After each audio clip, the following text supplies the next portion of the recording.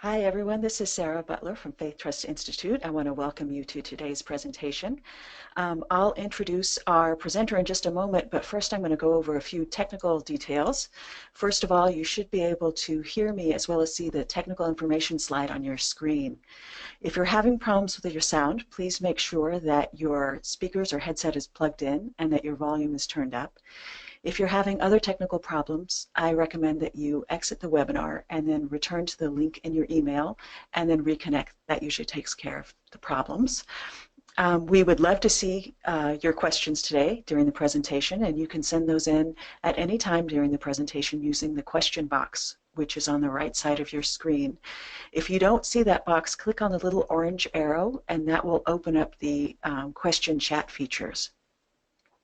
I'm going to hold on to your questions until the last 15 minutes, and then we should be able to answer as many of your questions as possible. But again, send those in anytime during the presentation. The slides that you see on your screen will be sent to you later this afternoon as a PDF, so you will have them as a resource. And we are recording this webinar to make it available on our website for those who can't join the live session. So we welcome those who may be listening to the recording sometime in the future. We're delighted to have Dr. Denise Starkey with us today. She is Associate Professor and Chair of Theology and Religious Studies and the Director of Women's and Gender Studies Program at the College of St. Scholastica.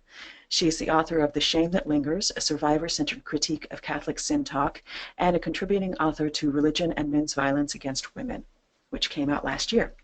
She's on the board of directors at Faith Trust Institute, and she is all around awesome. So we're delighted she's here. And again, audience members, please feel free to send in your questions. Denise, are you with us? I'm here and glad to be here. Okay, so let me launch this poll. Audience members, if you would just let us know what your position in relation to these questions are, that would be wonderful. Just going to give it a few seconds.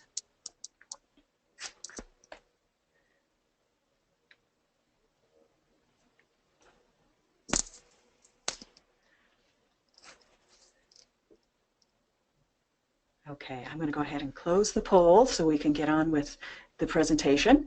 And let's see, looks like 42% advocate social worker, 25% clergy member, and 25% other. So yay, everybody. Thanks for joining us. And Denise, it's all yours. Okay, thank you, Sarah. And first, I just want to say I'm really happy to be here and being in this virtual conversation with you, because this is a work that's very much coming out of conversations with a lot of people in a lot of different contexts. I thought what I'd do is start, and Sarah, can you go to the opening slide in the PowerPoint? There the next one. There we go. So this project, or this idea that I've been working with for a while, I've called a nomadic spirituality of home. And I want to talk about it. I want to start by talking about how it actually originates in my own experience as a survivor, but really is about much more than just my experience, and comes out of lots of conversations that I've had with people in a lot of different contexts. And I'll get into what I specifically mean about nomadic, and maybe break down some of this meaning of home that I'm talking about. But I thought I would start by giving you a brief story that kind of was the impetus for this project, and even for my thinking coming together on this. So I was originally raised Southern Baptist in the Deep South, and have been on quite a spiritual journey. My joke sometimes with my students is that I'm the living embodiment of ecumenism, because I've sampled a lot of Christianity, all the way from Southern Baptist to Presbyterian, Reformed, Episcopal, and I eventually converted to Catholicism, and then for a period of time joined a religious order of women. And I think that's where this began to crystallize for me, what this experience was about, and especially the language that survivors use that other people might not have access to. And in the process of discerning and determining if I was going to make a lifetime commitment to the order that I was in, I had a conversation with the prioress of that order, who was a cradle Catholic, and clearly had had no experience with the displacement that comes from child abuse and surviving and all the things that go into that, and trying to find religious, spiritual, and theological concepts and ideas to help for healing, but also make sense of suffering. And in this conversation, the religious leader that I was talking to was just really quite confounded by the fact that I'd been on this journey where I started Southern Baptist, and all of a sudden here I am Baptist, and Catholic, and could not understand how I had gotten there. And what I found in reflecting on that conversation with her was that it's kind of a common experience sometimes, that people who haven't had this experience don't actually comprehend the journey and the quest that survivors go through. And that was certainly the case in with this person. It was not intended in any way to be hurtful. It would just display the lack of understanding of my experience as a survivor.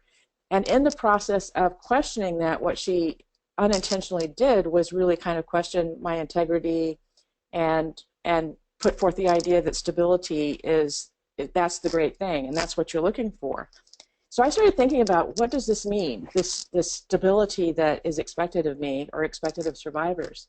And I had thought about this for a long time, the connection between home and belonging, and the longing to find these things, and the sense that they're there somewhere, they exist as some kind of ideal that other people somehow or another have figured out a way of stumbling into. And yet for others that it's just ungraspable. And so apotheosis of home is really, it's a fancy word we academics love. It's a Greek word, and it really means the idealization or divinization of home. And as I started thinking about this more and more in my own journey, trying to find a place spiritually where I felt at home, what I began to understand was that what I was experiencing was really a form of homelessness, and not material homelessness, and not economic homelessness, but a place where no matter how many different contexts that I tried, they never quite fit. The language that they used did not truthfully speak to my experience. And I'll get into this a little bit more when I break this down. And so trying to figure out what is going on with me, what is my own journey, and what is this journey that some survivors take, I came to this idea of a nomadic spirituality of home. And that's what I want to do today, is actually kind of very briefly, and what I'm doing actually should take 6 weeks, and I'm going to do it in maybe 40 minutes. And hopefully it'll make sense, and I'm really looking forward to the questions that you have to ask. This has partly been inspired by my ongoing conversations with clergy, with lay people, with social workers. I just came back from a weekend with folks working on relational cultural theory, which I think has a lot of resonance with what I'm trying to do. And so I'm really looking forward to the question component of this presentation. So Sarah, you want to go to the next slide?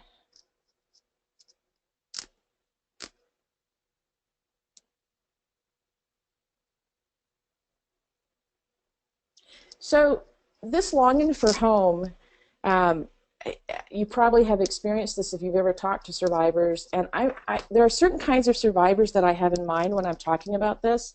I mean, I know many people that survived child abuse, interpersonal violence, sexual violence, and if that happened to them in their home, have somehow or another often worked out a way of staying somehow or another tangentially connected to home. I think there is another class of survivors who, in order to survive, experience what I call displacement. And that means that home is not safe in any sense of the word. And so surviving meant an actual break, complete break with that, whatever constituted home or family, and setting out on one's own and having to figure out a way to construct home. And I think one of the things I've experienced in my life is that quest for an ideal home is it's almost like somebody put this rubber stamp on you when you were a baby and said, okay, this is what you're looking for. It's a homing device. This is what you're looking for, is this ideal home that exists, because you seem to see it among all these other people who are your friends who seem to have something that looks like that. And what can happen is that as a person who's consumed with this desire to belong, you can find that you're willing to do anything to conform or contort yourself in order to find this place of belonging.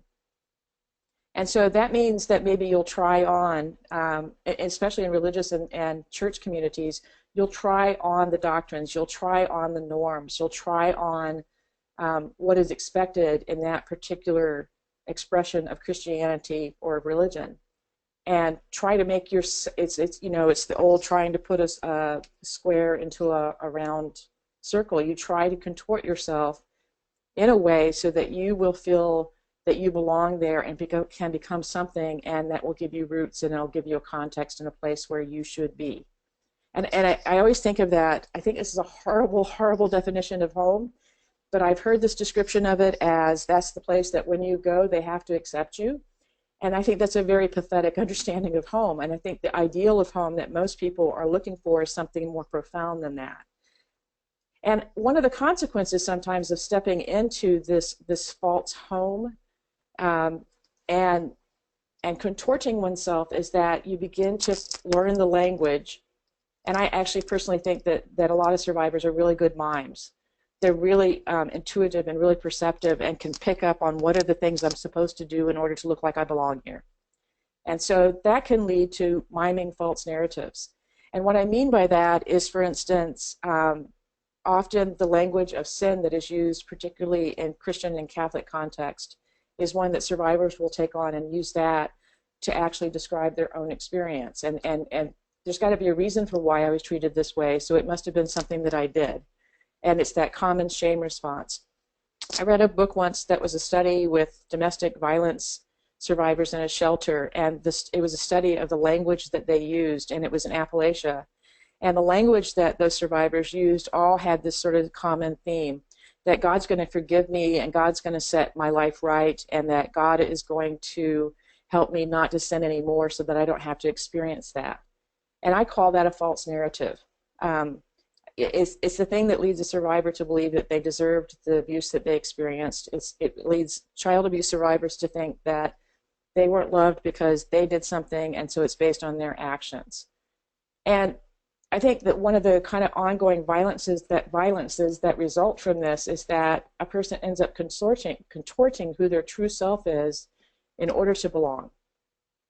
And so for me, an example of this, I was thinking about this the other day, is there was a period during my spiritual quest where I was part of a Christian Reformed church. And for me, it was always about the people that I connected with, and I thought those connections were so important that it was worth it to sort of try to make myself fit into that. And, if you know Christian Reform comes out of a Calvinist understanding of the person, and it's not a very positive understanding of the person. And I'm not judging Calvinism or saying that that doesn't work for some people, but I'm saying that in some ways it's dangerous if you're on this quest to figure out who you are, who God is, where do you belong, what constitutes a place of all the things that come with spiritual belonging and spiritual home, a sense of complete acceptance, the ability to be 100% genuine and authentic and who you are. And for me, what I discovered was that through a Calvinistic lens, everything I was judged was judged as being an expression of my depraved nature. And so as I began to get stronger in my own sense of self and in my own healing journey, I developed the ability to ask questions about this. But I want to break down a little bit further what this idealized view of home is. So there's a lot of study that's been done of home, and I'm going to try not to go too academic on you, but I think there's ways that you can look at political descriptions of it. You can look at studies of how the notion of home has been looked at in the context of domestic violence, and it gives us an understanding of why it's such a powerful, driving, compelling, magnetic force that sucks us in, that especially sucks in people who are homeless in some sense. So Joshua Price wrote this wonderful article about 14 years ago called The Apotheosis of Home and the Maintenance of Spaces of Violence. And what he's really addressing is this divinization, or this view that home is this wonderful sanctuary and place where you go home and that's your place of security, that's your happy place, that's your place of belonging. And the reality of home doesn't quite meet up to that. But he describes this divinized ideal of home as a place of safety and refuge, a location of peace, succor, tranquility, achievement, even moral rectitude. Homes have accrued a sense of sacredness for some. And I think you can see this reflected And I've always noticed this through the years on Mother's Day and Father's Day, the kind of idealized way that these two things are talked about. And there are some people who have wonderful experiences of parenting that I think needs to be celebrated. But I think there are a lot of times where it's only talked about in this unnuanced way that perpetuates this idealization of home and family as being something that you think you're supposed to have but doesn't exist. Some do experience that, and that's great. But if you're a survivor who's living through abuse and trying to figure out all the remapping that you need to do, it's hard for people to see that this actual existence or what the reality is of home doesn't exist when a central point of existence and individual identity from which you look out on the rest of the world doesn't match what you're told that's supposed to be. It's a dangerous place. And anybody who worked with survivors or has worked in this field for years knows that we often say the most dangerous place on earth for a woman often is the home. It's not stranger danger, it's the violence that happens at home. The next slide. And then looking at home from a political perspective, and one of the things I'm really drawn to is the narratives that are coming out about people that are migrating because of danger, because of violence, because of economic issues, because of being trafficked. And so we have this on a large global scale, this experience of diaspora, of migration, of exile. And they're really profoundly difficult experiences, but listening to people who've had those experiences kind of helps us begin to understand, where does this definition of home come from? And Edward Rafe does a great job of defining home as a material space or place in which practical and religious feelings about place are interwoven. And again, as I've already said, this doesn't actually name who came up with that norm, who defined home that way. I think often religion has a role in how we have an idealized understanding of home. And when we only focus on that unnuanced, of course, it excludes the reality of the impact violence has within that space or on the body spirit of survivor. And I guess my large point is that if in order to survive, you needed to leave, if you needed to run away, to flee, to go recreate and begin your life someplace else, then a lot of the normal language that's used to talk about home, especially in religious contexts, focuses on home as arrival, as homecoming, as welcoming. And there's often a kind of a fixed known space or destination that's meant by that. And I think experiencing that language that doesn't match your own experience leads to what I call spiritual homelessness. And this is how I define spiritual homelessness. So I call it the experience of displacement that results when survivors recognize that the dominant metaphors and images of God, the languages of sin, the meanings of suffering do not fit their experiences. And I think you can expand that. You know, we see that happening a lot now in our world because of the, thank God, acceptance of LGBT people and the fact that families do not look like what the classic 1950s nuclear family was defined to be, which was a man, a woman, and 2.5 children. You know, home actually and family looks very different. But if you're constantly coming up against metaphors for God that reflect that norm that you had nothing to do with and doesn't fit your experience, then that leads to a kind of homelessness. And I think it's very interesting if you follow the research that's done on the nuns, the NONESs, the people that are no longer religiously affiliated. And the misunderstanding for a long time was that people were becoming less religious or less spiritual. And in fact, what we know even from the millennials and studying them is that they're becoming more spiritual. They're just becoming less involved in institutional expressions of religion. And I think that that also speaks, it kind of reflects what people's experience has been when they've gone into some church context, some faith context, and the language or the focus doesn't speak to the actual day-to-day suffering or the looking and searching for new language or new metaphors to try to name what their experience has been. I was talking to a group of social workers a couple of years ago at a conference, and one of the social workers asked me a question and talked about a client that she was working with, and I was just profoundly affected by this way that she phrased the question. She was working with a survivor who felt like in order to survive, she had to lose God. So it's not just losing your fixed home or where are you from or that sense of rootlessness.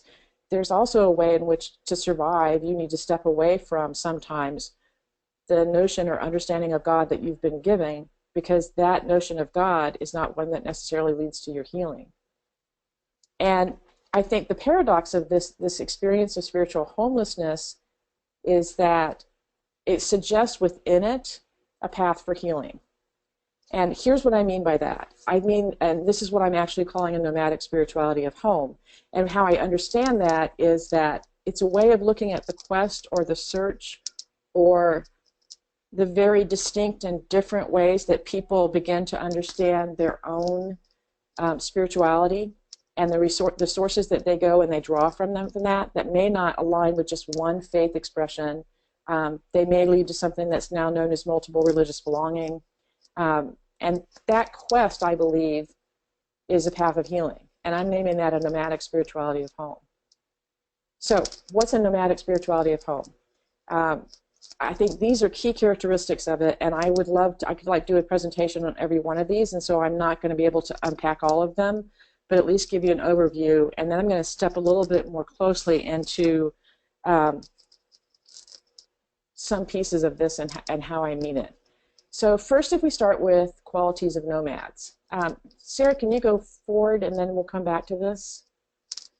So nomads, and partly my idea about nomads came from my own search and looking for different kinds of metaphors.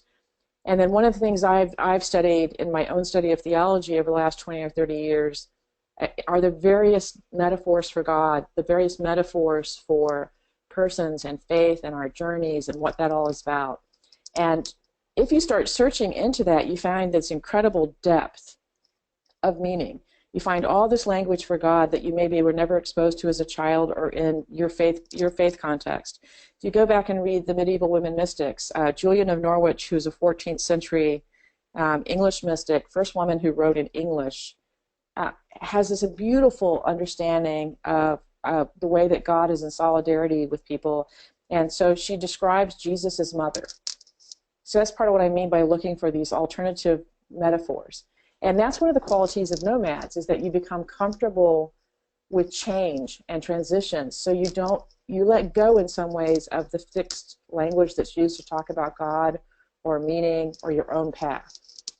I think another quality of nomads, and it's one, this is a paradox in our world because we have nomads all over the place. We have them in the form of diaspora and migrants and displaced people. But we also have this other group of people who just choose to be nomadic. And they're people who don't cling to permanence and stability. And depending on the context you're in, that can be judged as being bad, right? You're not stable, you're not settled. There's a movie that was out a long time ago or recently with Owen Wilson and Matthew McConaughey, and it was called Failure to Launch. And we hear a lot of conversation about this with the millennials now who are going back and living with their parents. And there's just this kind of idealized notion of what it means to become an adult and what that looks like.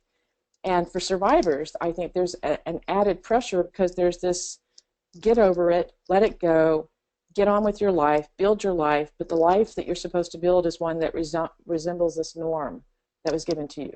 And it's a norm of stableness and settledness and moving in, and that's where you stay.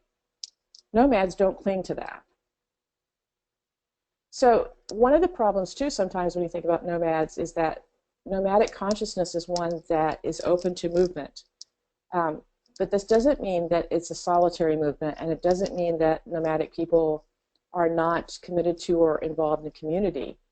But it does mean that there's a way of holding community in balance with one's own preserving or protecting or developing of one's whole self. And I think one of the outcomes of embracing this nomadic quality is that it invites what you could call a living process of transformation through acts of going. And I'll get into what I mean by that a little bit further. Sarah, can you go back to slide before? And then after this, I'll let you know when we'll skip ahead. So I've talked about this a little bit, this search for expanded metaphors. I, I don't think I actually understood that I was doing this until that story that I started with. And I started thinking about having my own journey characterized as something that was negative, when actually for me it had been a source of healing. And I started paying attention to what I had done as part of that search and why I went from one religious community to another. And I became more and more clear that not just only the language and explanations of suffering didn't work for me, but even the notion of God was too limited. And so I started looking for different metaphors to even understand myself.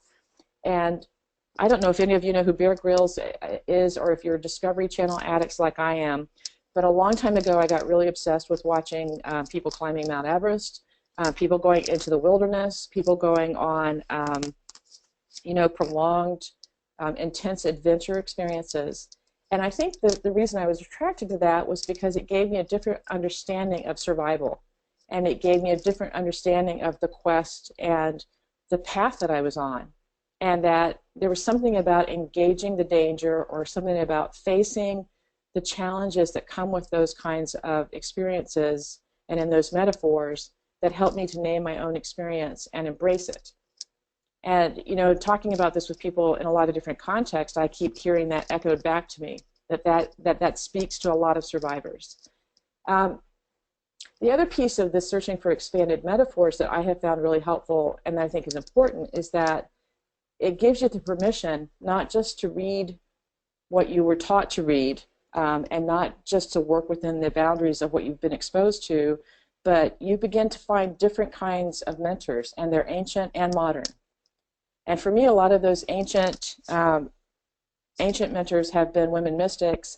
They have been people that set off on their own path. And sometimes it was a great psychic danger, because it was something that was outside the bounds of what your gender gave you permission to do. Often it was narratives of people that were in exile or displacement or migration. So if you think about the desert mamas and papas of the 3rd and 4th century of Christianity, who decided once Christianity was the state religion that it didn't quite capture what they were after, and so they went to the desert. I think that's an important part of this nomadic spirituality of home, is giving oneself, giving survivors a broader range, a broader pantheon maybe, of people to learn from and learn with. And these people can become new guides and exemplars and narratives that help you find language to name your own experience. So Sarah, can you go ahead to just click through? Yeah, there we go. So I think what happens if you start exploring and listening to and bringing in all these different voices to help give you a richer, I guess, lexicon for naming and kind of understanding your own need for home or understanding of home, they said it leads to new definitions. And there is no one definition. This one by the poet Nikki Giovanni, who just turned 70, I believe, I think is one of the, it sums up in some ways a lot of what I think I'm trying to say about how this expansive understanding of home can come to be. So she writes, a pioneer has only two things. And I like this partly because I think that survivors are pioneers in some really profound ways. A pioneer only has two things: a deep desire to survive and an equally strong will to live. Home is not the place where our possessions and accomplishments are deposited and displayed. It is this earth that we have explored, the heaven we view with awe, these humans who, despite the flaws, we try to love, and those who try to love us. It is the willingness to pioneer the one trek we can all make, no matter what our station or location in life. The existential reality that wherever there is life, we are at home. I think that captures what I'm trying to explain in some really profound and beautiful ways, and it uses some wonderful metaphors to do it. And I think one of the things I find profound about giving survivors permission to figure out their own nomadic quest, their own nomadic journey, and come to their own definitions, is that instead of saying, bury your past, get on with your life, forgive and forget, let it go, any of those kind of common messages that we get from culture, this is one that says, actually, in the embracing of your journey and the naming of it, the good, the bad, and the ugly, there's an authenticity that happens there, and that's where you find home. You don't find home in the false miming and the adopting of false narratives. You find home by finding your own narrative and your own language. And it's both a solitary solo experience and it's a communal interdependent experience. Okay. So one way after kind of coming to some of these insights and spending some time thinking about this and doing lots of reading and lots of thinking and lots of conversation, I always go back to that question: does leaving home, does finding your own way, does that necessitate losing God? And I don't think the answer is yes. I think you don't have to lose God, but I think that you have to go on a different kind of quest in order to find the God that will mirror back to you the wholeness and the grace and the sacredness of your life and of your experience. And so one essential part of this quest for home, this nomadic spirituality of home, is not always going and starting from scratch and building it yourself. I think there are lots and lots and lots of resources. And I spent a lot of time talking about this with my students. This is what you learned in the catechism. This is what you learned in Sunday school. This is the entire depth and breadth of the tradition that you never heard about. And so I think there are a lot of things in that context that we can go back to that can help us figure out practices for this nomadic journey. And so one of the ways that I've been working on crafting this is to go back to something that's classic in the Christian tradition, the Christian spiritual tradition. It's commonly known as the threefold way. And the classic understanding of it is that you go through this process of purgation.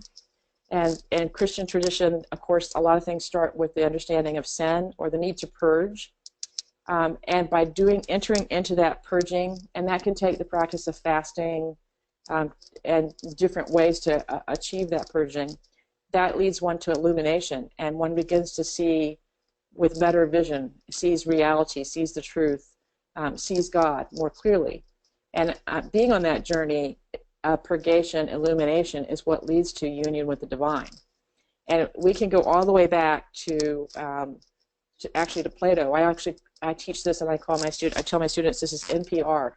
Neoplatonic progression and return. So the classic understanding is that of even original sin in the Christian tradition is that we come out of a fall from perfection and then must go on a journey in which we somehow or another get past that sin and that brokenness and that being flawed that results from that and begin to see more clearly. And all of this is about a journey back to original. In Platonism, it's original oneness. In Christianity, it's original relationship with God. I find purgation to be the way that it's typically understood, sometimes to be too dipped in shame. And as I said earlier, I sometimes think it's problematic. I think there are ways of talking about sin and that sin narrative that can be really helpful in helping everyone talk about their own weaknesses and shortcomings and mistakes. But if it's not done carefully, it leads to shame and shaming. And so what I'm offering is, and working on constructing, is a revised threefold Christian path. And this one is actually marked by resisting, leaving, and returning. And even though I have this circle here with the 3 circles in it, I think it'd be more accurate to see this as a spiral instead of a circle. So one of the really key things about this nomadic quest is that it's not about where you arrive. Destination is not really the goal or the point of this nomadic spirituality of home. There was a great Presbyterian, I believe she was Presbyterian thinker, and her name is gone out of my head right now, but she's, Nell Morton, famous for this line. It's the title of a book she wrote called The Journey is Home. And obviously what she means there is that home is not the destination, but home is found in the journey. And so that's how I'm thinking about this whole concept of resisting, leaving, and returning, because I think it matches the experience of being a survivor, which is that you don't deal with something once and for all, and then you never see it come back around again. It's an ongoing, spiraling process of growing and healing and suffering and growing and healing and transforming. So what do I mean by resisting? So and this is in the list of resources that you'll find at the end of this presentation. But Jean Hoff describes resistance in this model that she talks about. These are the 4 kind of points of it. One is attachment to the here and now, acknowledging and accepting ambiguity, pursuit of contradictions, and analysis and advocacy. And what she means by that, I think, is that in some ways the things that I've been talking about, that acts of resistance can be tentative acts of uncertainty and the hope for more life. They're not fixed answers to questions. They're not fixed destinations. And part of resisting, in my view, is learning not to accept the false narratives that are given to you to explain your experience of suffering or trauma or loss. Resisting means that you don't fall into the safe patterns, that you don't settle for substitutes, that what you really want to do is actually have the courage to say, I'm going to find out what the language is that authentically expresses my own journey and my own experience. So then you go to the second piece of this model. Next slide. And can you just flip that one? And it's leaving. And you can kind of see resisting is not the same thing as leaving. Resisting is that process that actually gets you prepared to actually say, okay, I'm not going to settle anymore. I'm going to find something that's authentic and true and expresses my own, and is truthful to my own experience and to my own understandings. And acts of going are those things that actually give you the courage to kind of step out from where you've been. So in the story that I shared with you about my own going from being Southern Baptist to Catholic, in a lot of ways those were acts of going, not staying Southern Baptist, which gave me a very black and white either or, heaven or hell, and frankly scary narrative to talk about what I had experienced. I left. And every single one of those religious contexts that I tried to find belonging in and left were acts of going. And they weren't acts of rebellion. They weren't acts of instability. They were acts of trying to find language and trying to find a context of truth. And I think in order to understand what survivors are going through that leads to this spiritual quest that they're on, you have to understand that people aren't static events. And I love the way that the German theologian Dorothy Zurlis says this, that people are instances of ongoing creation. And this whole journey of healing is a journey of creation. So it's not so much a flight from this world or a flight from community. It doesn't even mean necessarily physical leaving, so much as it can mean a flight into an interior journey made possible by rejecting false notions or metaphors that don't help or serve. And speaking from within the Christian tradition, I think this is where sometimes in Christianity there's too much of a focus, in my view, on the death and resurrection of Christ and not enough focus on this human being who was incarnated, who was present, who was in the world, in the present moment, flesh and blood, and available to people, and who lived in a way that was an act of going. So if you follow the narratives of Jesus of Nazareth, he's always going. He's going from one place to the next. He's not going to one place and making a declaration of this is how it is, everybody follow me, but going and meeting different people in different contexts. And so it's very important even to pay attention to who he gets in trouble for hanging out with, right? So, and again, I've talked about some of these people. I think that the Desert Mamas and Paupers are great mentors for understanding this. The Beguines are women in the Middle Ages that decided to live together in community, but not under the authority of the Roman Catholic Church. So you can still go to Belgium today and see places, communities that they built and that they lived in, which in my view was a way of doing exactly what I'm talking about. They went.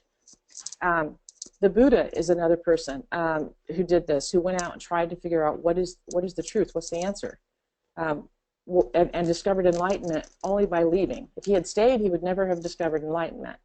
The Way of the Pilgrim is this wonderful journal of a Russian mystic who records going out and just taking on this pilgrim path and spending the rest of his life walking and trying to live into the simplicity of mercy and grace and what he understood about what truth was. And then the third piece of this is called returning. And by returning, I don't mean this in a linear way where like, okay, you went out, you did this thing, and now you're coming back home. Because again, this is a spiral. This is an ongoing process that's always happening. And so homing is not necessarily finding my home, which is my address, which is the house that I live in, but it's finding that internal place where I am okay, where I am healthy, where I'm whole, where I'm connected, but I'm connected in genuine ways, not in ways where I'm performing what someone wants me to be. And pilgrimage is a great way, and if we had a whole bunch more time, I'd talk to you about pilgrimage because I'm doing a lot of work on that right now. Pilgrimage is a great way of understanding this. So there are tons of people who are walking the Compostela de Santiago pilgrimage, like 200,000 people a year. And I think for a lot of them, it's not necessarily to go to sites that are considered sacred, but it's recognition that they need to get into this place of movement in order to come home to themselves and figure out, you know, what's the genuine, authentic truth of who I am and what my journey is. And I think when people engage in this kind of homing and this ongoing journey, that they begin to understand God in different ways. And so they begin to see God as a kind of organic restlessness. And what I mean by that is not an easy settling, not a false stability. And you don't necessarily have to go on the road and be somebody who walks year-round in order for that to happen. But you do have to get past this kind of, sometimes I think culture can get us into this obsession with being fixed. Okay, I figured out what I'm supposed to do, now I'm going to do that, and then I don't have to ask any more questions. And this is a much more open-ended process. And I think to close, and I've gone through this way faster than I would like to, but just because there's just so much to talk about here, I'd like to have you read this closing poem by Mary Oliver. And I think this poem, The Journey, she actually is a survivor of child abuse herself. And without her ever even telling you that, you can kind of get a cliff notes here on everything I've been talking about this spiritual journey, this nomadic quest for home. And I'm going to read this just very slowly, and that's my closing thought, and then we will go into time for question and answers. One day you finally knew what you had to do and began, though the voices around you kept shouting their bad advice, though the whole house began to tremble, and you felt the old tug at your ankles. Mend my life, each voice cried, but you didn't stop. You knew what you had to do, though the wind pried with its stiff fingers at the very foundations, though their melancholy was terrible. It was already late enough and a wild night, and the road full of fallen branches and stones. But little by little, as you left their voices behind, the stars began to burn through the sheets of clouds, and there was a new voice which you slowly recognized as your own, that kept you company as you strode deeper and deeper into the world, determined to do the only thing you could do, determined to save the only life you could save.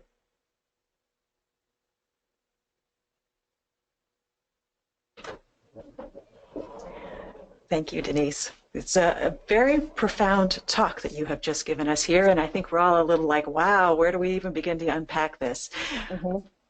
We do have one question, and it is, as a faith leader, how do I make my community welcome to survivors who draw from many traditions, including mine?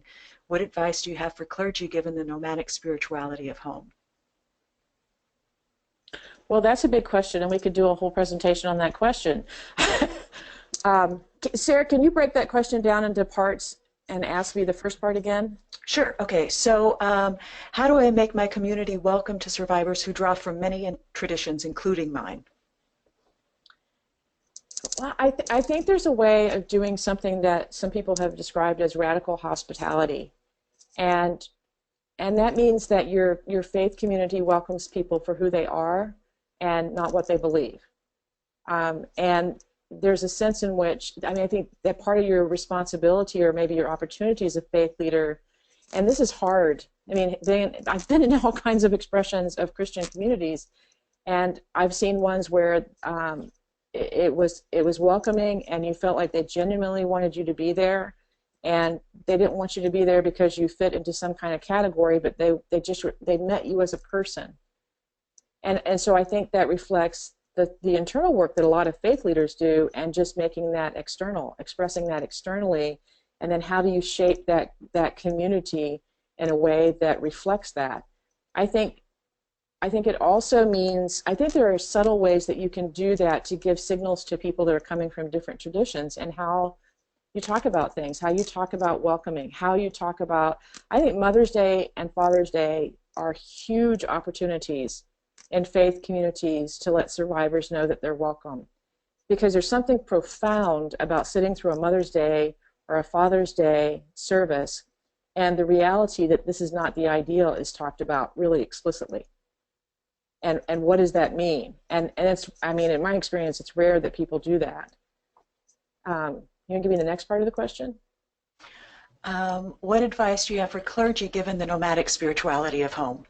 I think you've kind of addressed that a little bit. There's another piece of that. So, you know, one of the, in the book that Sarah mentioned that I contributed a chapter to on the Roman Catholic Church, you know, the question is, would I recommend that a survivor go to the Roman Catholic Church given all the things that I find problematic? And my answer partly is yes, but you need a guide. And so I think that's part of the responsibility of the clergy in different faith communities, is to become knowledgeable and have this wealth of resources to offer to people who they may or may not know yet that are survivors. And, you know, in the Catholic Church, one of the ways I see this manifested is that you come in and there's this fixed set liturgy, and it has profound meaning behind it, and it goes back to the first century, which is wonderful. But people don't often get exposed to the depth of different voices within that tradition, within any faith tradition. And so how do you find different voices from within that tradition and bring them into the common conversation and the common liturgy and the common process of what happens that you do as a faith leader? And so I think the more the faith leader is steeped in that and has those resources to draw from, the more that will be expressed and will become part of that experience. So that partly means, I mean, in terms of different people coming from different religious traditions, I try to make a point of this with my students, is that we don't just read narratives of Christian women or American women, but we read narratives of women from Afghanistan. And we expose ourselves to all these very different narratives, and exposing ourselves to those different narratives begins to organically expand even our comprehension of what it means to be human, and that there's no way to fit that into one kind of neat package. I don't know if that's helpful. No, that's great. I have another question. How do we empower survivors to claim their own narratives, even when their search goes beyond what is acceptable for, quote, normal Christians? So they get labeled as being not Christian. How do we support that search in spite of those who tear them down, who call themselves Christians? I think that's a huge question, and I think that's a huge motivating factor for me. I mean, as a survivor of really kind of complex child abuse, I've sat in the South in rooms and heard friends that I thought were friends questioning my salvation. And I think that partly that's a place where I see a great collaboration between the clinical, the counseling, the therapeutic community, working with religious communities. And I think if the survivor begins to develop their own voice and has that strength, they begin to be a little less impacted by that you're not a Christian. And you begin to be able to own your own power and say, I define what I am. And it's difficult. But again, I also think, again, this is a finding. I talk about parishes and faith communities of either being enlightened or unenlightened. And I get that idea from the great Swiss psychoanalyst Alice Miller, who talked about that survivors need enlightened witnesses. So they need people who are willing to listen to their stories and bear witness to it without framing it, without judging it, without placing it into some kind of model that doesn't necessarily fit the experience of the survivor. And I think faith communities can do that, but it takes a commitment and it takes work. And maybe it just means you identify the people in that community that are able and willing to do that and learn how to sit and be present. And sometimes just being present and not saying anything, not imposing your own interpretation, is one of the ways that you can make that happen. The other piece is that I think that it's really, one of the things I've noticed being in women's studies is that there's often this divide that I think is really unhelpful between the women's studies community and the religious community. And that's because women's studies tends to look and say, well, all religion is patriarchal. And my argument is, yeah, there can be that in religion, but you're ignoring the people, the subjects that are actually going to faith communities because they need a community. They need help, they need support, they need to belong. And by ignoring that, you're not addressing things that you could be doing that would benefit survivors and benefit women and help create change in those communities. And there are more enlightened parishes now than there were 20 or 30 years ago. So that's part of the search too. And I think anybody who's aware of this and open to this can affirm the survivor. So I wish that the prioress of the order that I was in, it was very painful for me when she basically interrogated me as if all of these different places that I had been on my quest were an indication that there was something wrong with me. But it was also the fact that she had that negative perception of it that helped me get to the point of saying, you're not going to name my journey. You're not going to frame my journey for me. And so I think you have to have people standing in solidarity with you in order to do that. And sometimes what you have to learn how to do is recognize there's not solidarity here. And I'm still connected to people from these different communities that I've been part of, but that's not the narrative that I follow. It's not the one that leads me to my own inner truth or to even my understanding of greater truth. Does that help? Yeah, I have a question that I think is a little bit in alignment with that.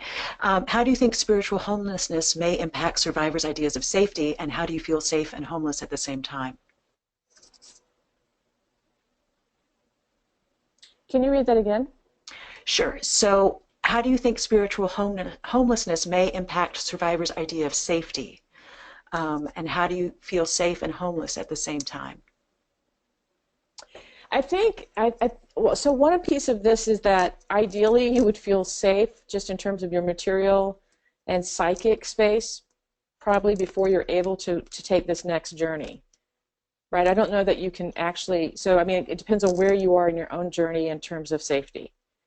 And, there was a point at which when I was part of these different faith communities where I did not feel safe enough to set out on my own and challenge everything that I would now challenge, right? So I think that's part of your own journey. I think that's the survivor's journey of healing. They have to get to a place of safety within themselves. And then, I think this needs to be a much larger conversation. Like I've done a lot of searching to try to figure out, is anybody talking about spiritual homelessness? And right now, the only thing I've been able to find are some churches that are part of what is known as the Vineyard Movement. But I personally don't find them safe because the motivation, which might be good, sometimes is also an evangelical one. And so it's a kind of hospitality practice to get people in the door. But I don't know that it's one that I've yet discovered listens to people's diverse journeys. And it's one of those, for some people it could be an unsafe place because it's giving you a different narrative than the one that actually reflects your journey. So I guess I'm not giving a very clear answer, but I think what I'm saying is that this is not maybe the place where you start when you're not feeling safe. This is a recognition of, as you begin to heal and look for your own way of naming your experience, you can't do that until you've reached a certain sense of confidence in yourself and belief that, my experience of this violence, this trauma is real, it's true. There are people who have affirmed it, and I can follow my story instead of having to adopt another one. Does that? I'm curious to know if that helps, or if that. Yeah. So if people have more questions or need follow-up, please let us know in the survey and we'll follow up with you. I do have another question, which is a lot of the conversation around homelessness doesn't take into account that we take our bodies wherever we go, and yet our bodies have often been places of violence or degradation. And so how do you find a home that kind of supports your physical self? Yeah, I think that's huge, because in my thinking, at least, I come from I think Christianity tends to be dualistic and does a separation between body and spirit. And so part of what I need to make clear is that when I'm thinking about spirit or one's spirituality, to me that's not divorced from your embodiedness, that those things go together.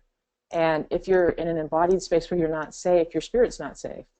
But I also think there are practices, and I didn't talk about it today, but one of the ways I'm looking at this is through the practice of pilgrimage.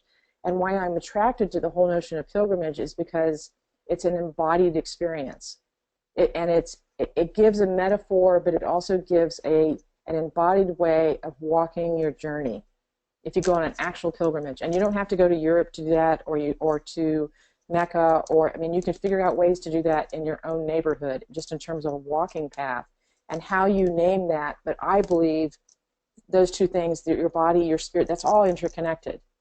And that's, I guess, what part of my answer before was that, because if you're in a place of not being safe, where your body is not safe, your spirit's not safe. And vice versa, if you're in a place where spiritually what you're being told is that this happened to you because it's sin, or this happened to you because it was your own fault, or because you're rebellious, that's going to also lead, so you're not going to be a whole person who's safe. So I think I'm not doing justice to your question, but I think it's a profound question, and I don't think there should be a split between understanding ourselves as spiritual beings and embodied beings. I can't remember who said it, but I think we're embodied spirits. And so those things have to go together in some ways. It may be the body at certain points in someone's journey of recovery is the thing that needs to lead. So you need to be someplace where you're not being physically harmed, or you're not being psychologically harmed. And you may not be able to attend to this other spiritual piece in terms of the quest until you've taken care of or gotten to a place of safety and refuge. But then I guess I would add to that, one of the ways that pilgrimages are talked about, for instance, in Spain, the places that pilgrims stay are sometimes known as refuges. And I think that's part of the spiritual piece here, is how do you help the survivor find refuges for body and spirit? Yeah, thank you. So our last question for today, this person works with domestic violence victims, and the challenge to build resilience is helped with faith, but many have felt trapped in abuse because of their faith. So. Yeah, and I think that's a huge dilemma that I'm very concerned about. That's really kind of motivating this whole project, or this whole I don't even want to call it a project or anything that's related to a product, but that's the dilemma, is that sometimes when people are experiencing the worst kind of limit situations of suffering, the natural inclination is to go back to what you know, which may be a faith community that you were raised in, and sometimes that's the last place you should go, because what you're going to be told is not going to promote your healing. It's actually going to blame you, or going to reinforce that you should have been submissive, or you should have done this differently. And again, I think that's part of the larger faith community and enlightened witnesses becoming more public and making it, this is where we can work with domestic violence shelters and help them know this is a safe place, this is a safe parish, there's an enlightened pastor here.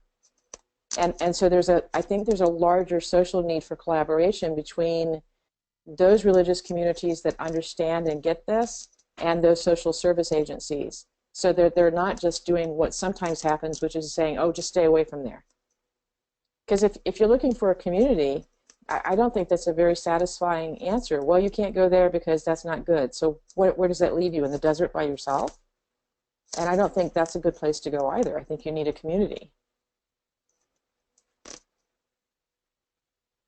Thank you, Denise. This was a really wonderful presentation. We've reached the 12 o'clock hour, so we're going to have to say goodbye. I want to thank everyone for joining us. Denise, this was a really profound presentation. I want to let everyone know that our next webinar will be tomorrow, and it's on reproductive coercion and the intersection of intimate partner violence and faith beliefs.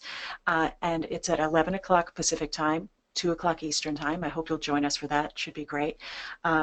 I will send out the presentation slides this afternoon, and there will be a recording of this presentation. I know several of you have asked for, you want to hear this again. So there will be a recording on our website, and I'll send you the link in the email that I send you this afternoon. So we have an online book club. July 20th is our next online meeting, and we're reading The Roundhouse by Louise Erdrich. I hope you can join us for that. It's been a very fun experiment in building community around books. And as you close the webinar, if you just take a few moments and fill out the survey, we'd really appreciate your feedback on today's presentation and future presentations. So thank you for joining us, Denise. Thank you so much, and everyone have a good day.